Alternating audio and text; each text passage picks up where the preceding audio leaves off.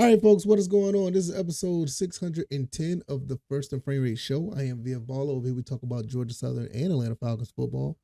And today is going to be somewhat of a continuation of episode 609. I told you guys that I was wrong, and I felt like the wide receivers aren't the issue.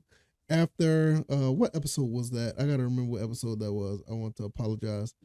It looked like it was episode number 606, where I talked about the wide receivers were the issue, and I was wrong. So in 609, I talked about what I thought was the real issue. It was the linebackers, and I gave my thoughts and opinions. And it doesn't mean that the linebackers are bad or anything. It's just that that's the weakest part of the team. And apparently, Pro Football Talk agrees with me because I don't know where this came from. I don't know if this is the same. The article came out today or whatever the case may be. I don't know. But I was scrolling on the internet and I just happened to see this and I was like, wow, I just talked about this. So we're going to talk about what was said on Pro Football Talk. I'll put the link down in the description so you can read it for all the other rankings for the other teams as well. But we're going to talk about the Falcons because the Falcons are the team that we talk about over here when it comes to the NFL. And I hope that this is not an indication that they're going to be this bad. I want this team to succeed. And in some cases, I do feel like this is a little low. Just because I said they're the weakest link on the team, it doesn't mean that they're fourth to the bottom. You know what I mean? So we're going to talk about it. If this is your first time here, welcome. I could be found on YouTube and Rumble. I'm also on Spotify, Stitcher, and Apple, Google Podcasts. Don't forget to give me hit the like button. Give me a 5-star rating on that Apple podcast. I know it's a majority of people, overwhelmingly a majority of people listen to this on Apple Podcasts. I really appreciate it. I mean, the support is through the roof on that side of the fence. And if you're over here on YouTube or Rumble, hit the like button. You know, it helps grow the show. It helps get more eyes on the show, and it helps us grow so we can have more dialogue with different people. Also, I can be found on Twitter. Twitter is at VFBaller. Over there, I talk about things that don't really make it to the show. And also, you can check out the website, firstandfreerace.com. All right, 28th place, the Atlanta Falcons, as far as linebackers. I'm going to read this word for word for what it says, and I'm going to give you my thoughts and opinions on as I react to what is on the screen. Atlanta linebackers struggled across the board in 2022. Their primary solution will be to take a chance on 2022 breakout Caden Ellis, who was excellent last season for the Saints, posting a 81.5 overall grade. Well, that's the grade that Pro Football Talk like to use.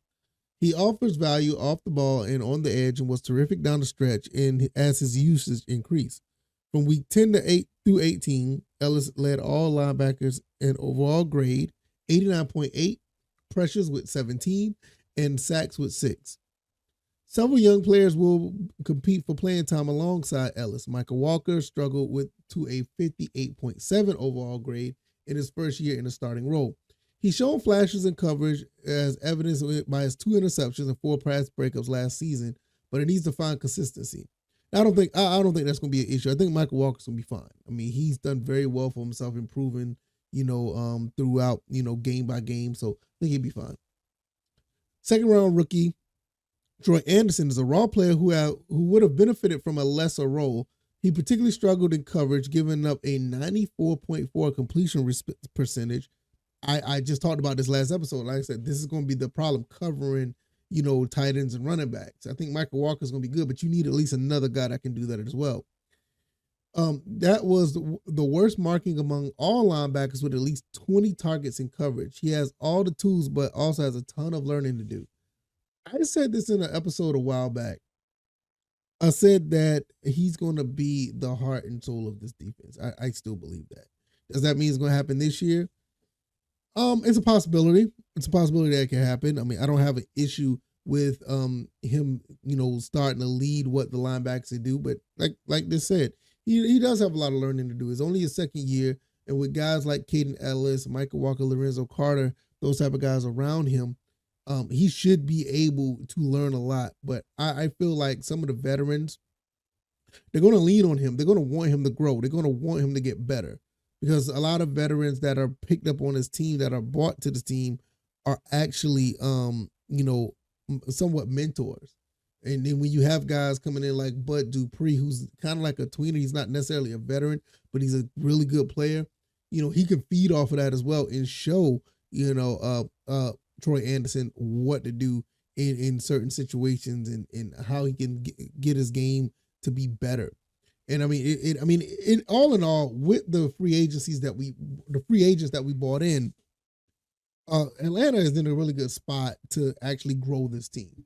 And that's what it is at the end of the day. You want to grow this team to the point where these guys are actually going to be able to be better, not only just, year in and year out, but not just week in and week out, day in and day out. Every time they practice, they get better. Every time they play a game, they get better. Every time they watch film, they get better. And this is what you want. I want to see Troy Anderson to take that step. But nevertheless, it doesn't negate the fact of what I said, like on the last episode. The Falcons' weakest link, in my opinion, is the linebacker corps. That doesn't mean that they're bad. It's just that when you look at everything else, like I said, the secondary, the front four, you look at the running backs, the offensive line, and you look at the receivers, you can make a case for the quarterback because Desmond Ridder is still kind of like an unknown. But you have Taylor Heineke behind him. So those two in tandem together, you got a pretty solid group right there.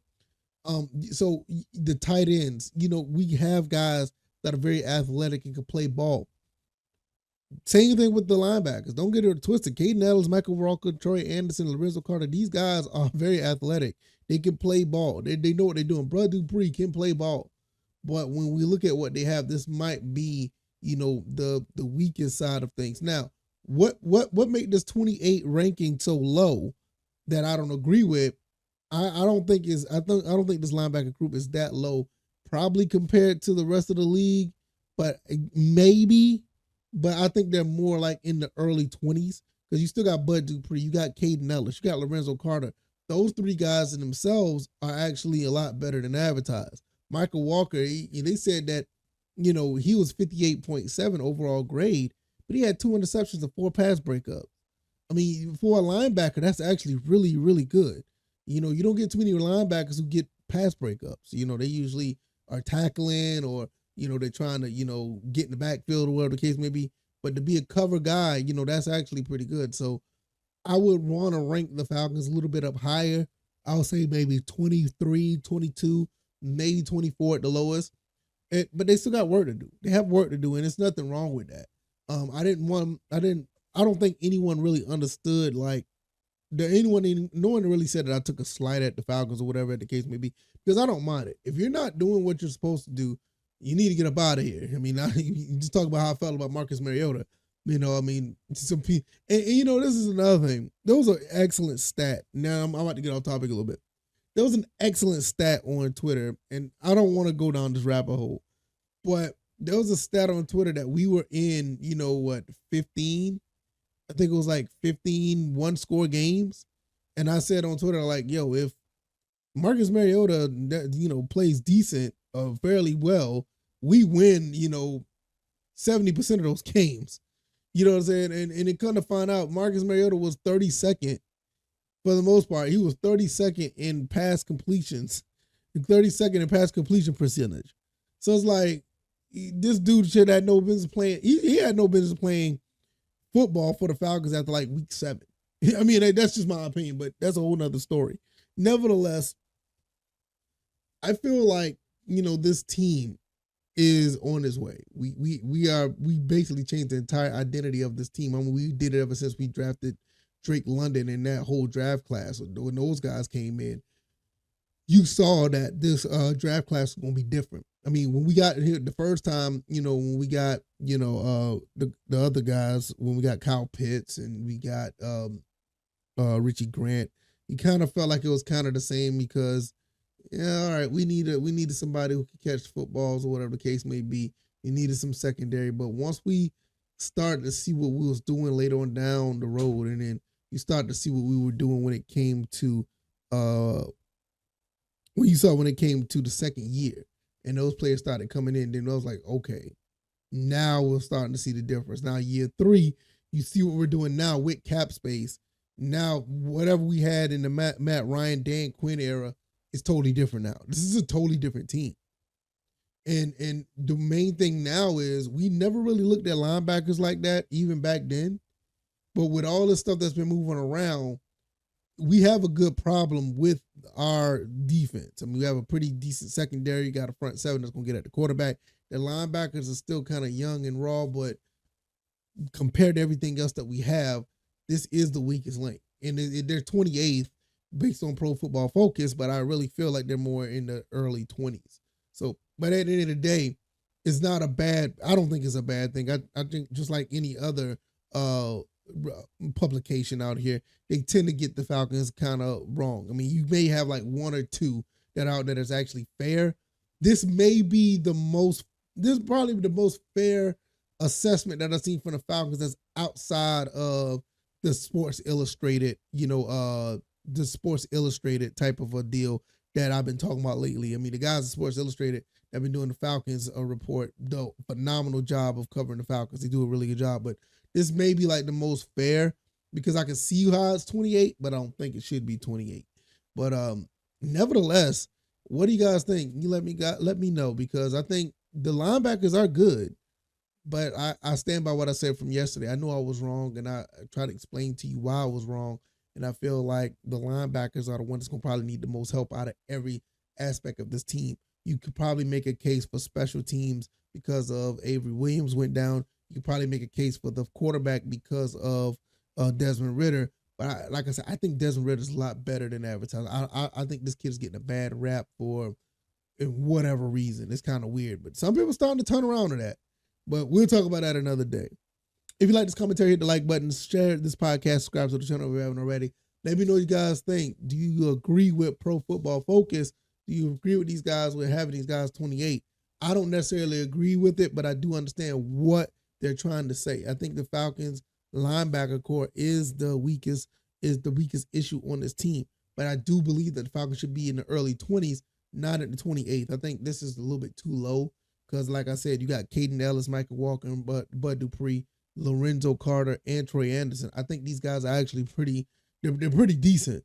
But when you look at this team collectively, I think other aspects of this team are better than what these linebackers can do. Maybe they can prove me wrong. Let me know. I can be found on YouTube and Rumble, also on Spotify, Stitcher, Apple, Google Podcasts. Thank you guys for, the support. I really appreciate it. I will see you guys on Thursday. Enjoy the rest of, wait a minute, is today Thursday? Yeah, tomorrow will be Thursday. That's right. Enjoy your Wednesday evening. I will see you guys on Thursday. Lose track of time, man. Be working so hard. Sorry about that. And I'll see you guys on the next one. All right, y'all. Y'all take it easy. And y'all be blessed. Peace.